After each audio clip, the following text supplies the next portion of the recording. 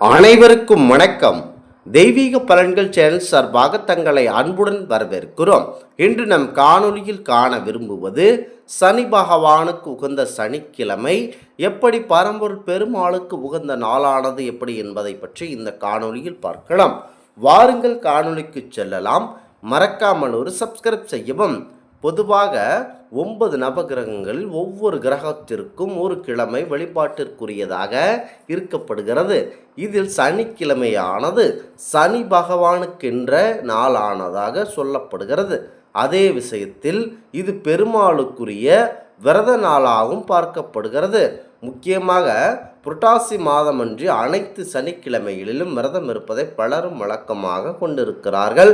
சனிக்கிழமையில் பெருமாளுக்கு எதற்காக விரதம் இருக்க வேண்டும் எனவும் பலரும் விரதம் இருக்கிறார்கள். அதனுடைய என்ன தாற்பயம் இருக்கிறது என பெரும் மக்கள் அனைவரும் அறிந்து கொள்ளாமல் நின்றாலும் இருக்கிறார்கள்.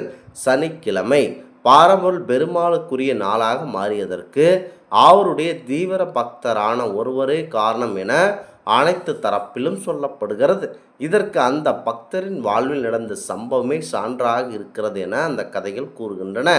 தன்னுடைய பக்தர்கள் ஒருவராக பெருமாளே சனி பகவானிடம் வாதம் செய்து அந்த பக்தரை சனியின் பிடியிலிருந்து காப்பாற்றி உள்ள கதையை தான் இந்த காணொளியில் சிறப்பாக பார்த்தால் அனைத்திற்கும் விளக்கம் கிடைக்கும். சனிக்கிழமை என்றால் அது பரம்பொருள் பெருமாள் கோவில், ஆஞ்சநேயர் கோவிலுக்கு செல்ல வேண்டும் என்பார்கள். முக்கியமாக கோவில்களில் 2 நாட்கள் கூட்டம் அதிகமாகவே காணப்படும். அதிலும் ஆவணி மாதம் மற்றும் புரட்டாசி சனிக்கிழமை என்றால் பெருமாள் கோவில்கள் அளவில்லாத கூட்டம் அலைமோதும். சனியின் பிடியிலிருந்து தப்பிக்க அவருக்குரிய சனிக்கிழமையில் சனி பகவானையும் சனி பிடிக்காத தெய்வமான அனுமனையும் கண்டிப்பாக வழிபடலாம். ஆனால் எதற்காக சனிக்கிழமை பெருமாளுக்கு உகந்தது என சொல்லுகிறார்கள். அதிலும் முக்கியமாக இந்த சனிக்கிழமை ஏன் பெருமாளுக்கு விரதம் இருப்பது புண்ணியம் என்கிறார்கள் என்பதை பற்றி வாருங்கள் பார்க்கலாம். சனிக்கிழமை பெருமாளுக்கு உகந்த நாளாக மாறியதற்கு ஒரு பக்தர், அதாவது விஷ்ணுவின் பக்தரை காரணம். அதாவது முன்பு ஒரு காலத்தில் பெருமாளுடைய தீவிர பக்தர் ஒருவர் வசித்து வந்தார். அவர் மிகப்பெரிய துன்பங்களை அனுபவித்து ஏழ்மையில் வாழ்ந்து வந்திருந்தாலும், அதாவது உண்மை தவறாமல் கண்ணியம் தவறாமல் நேர்மையாக வசித்து வந்தார். அவர் அந்த ஊரில் உள்ள பெருமாள் கோவிலே கதி என்று எப்போதுமே பெருமாள் கோவில் கொடுக்கப்படும் அன்னதானமும் பிரசாதங்களையும் வாங்கி கொண்டு சாப்பிட்டு கொண்டு அங்கேயே இருப்பார். பெருமாளுக்கு தன்னால் முடிந்த உதவிகளை செய்து வந்தார், கைகாரியங்களையும் செய்து வந்தார். தன்னை நம்மாழ்வராகவே நினைத்து பெருமாளுக்கு தொண்டு செய்து வந்தார். அந்த பக்தருக்கு ஒரு மகள் இருந்தார்கள். அந்த பெண் வளர்ந்து திருமண வயதை எட்டிய திருமண கோலத்தில் இருந்தது. அவளுக்கு நல்ல வரணும் விரைவில் வந்தது அருளால், பெருமாளின் அருளால். ஆனால் மாப்பிள்ளை வீட்டார் நிறைய பொருள் பொன் வேண்டுமென வரதட்சணை கேட்டனர். இதனால் அந்த பக்தர் என்ன செய்வது என்று தெரியாமல் மாபெரும் வருத்தத்தில் ஆழ்ந்தார். வழக்கம்போல் நேராக விஷ்ணு பெருமான் கோவிலுக்கு சென்று பெருமாளிடம் தனது மனக்குறைகளை சொல்லி அழுது முறையிட்டார்.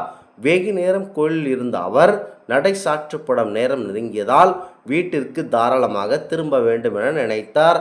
அவர் வீட்டிற்கு வந்து சிறிது நேரத்திலேயே அரண்மனை காவலர்கள் வந்து மன்னர் அழைப்பதாக சொல்லி பக்தர்கள் அழைத்து சென்றனர். இதனால் கடுமையாக வருத்தமடைந்த அவர் மன்னர் அழைத்தார் என்றதும் எதுவும் விசாரிக்காமல் அந்த பக்தரும் காவலருடன் சென்று விட்டார். ஆனால் அவர்கள் மன்னரிடம் அழைத்து செல்வதற்கு பதில் திடீரென சிறைச்சாலைக்கு அழைத்து சென்று விட்டனர். மன்னர் அழைக்கிறார் என்று சொல்லி சிறைச்சாலைக்கு அழைத்து என்னை ஏன் இப்படி வந்து சித்திரவதை செய்து கொள்கிறீர்கள் என கேட்கிறார். சிறை காவலரிடம் அதிர்ச்சியாக பதில் கேட்டார் அந்த பக்தர். அங்கு வந்த அமைச்சர், பெருமாள் கழுத்தில் இருந்த காசு மாலையை நீங்கள் தான் எடுத்து வந்தீர்கள், காணவில்லை. கடைசியாக கோவில் நடை சாத்தும் போது அங்கு இருந்தது நீ மட்டும்தான் என கடுமையாக கூறினார். உன்னுடைய பெண்ணிற்கு பெரிய இடத்தில் வரன் வந்திருப்பதும் அந்த திருமணத்தை நடத்த பணம் இல்லாமல் தவித்து திரிவதும் எல்லாருக்கும் தெரியும். அனைவரும் நீல்தான் என கூறுகிறார்கள்.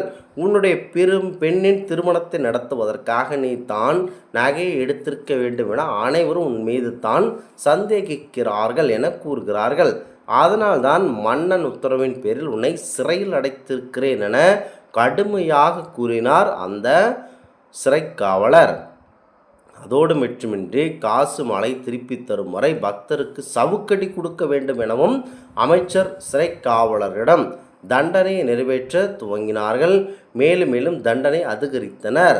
ஆனால் எல்லாம் அவன் செயல் என சொல்லியபடி கைகூப்பியபடி நின்றார் அந்த பெருமாள் பக்தர். ஒரு கட்டத்தில் அடி தாங்க முடியாமல் பக்தர் மயங்கி விழுந்து துன்புறுத்தி ஆளாக்கினார்கள். அவர் கண் விழித்து பார்த்தபோது அங்கு வந்த அமைச்சர், சுவாமி நகைகளை திரியதற்காக உன்னையும் உனது குடும்பத்தையும் நாடு கெடுத்த மன்னர் உத்தரவிட்டுள்ளார் என சிரித்தபடி கூறினார்.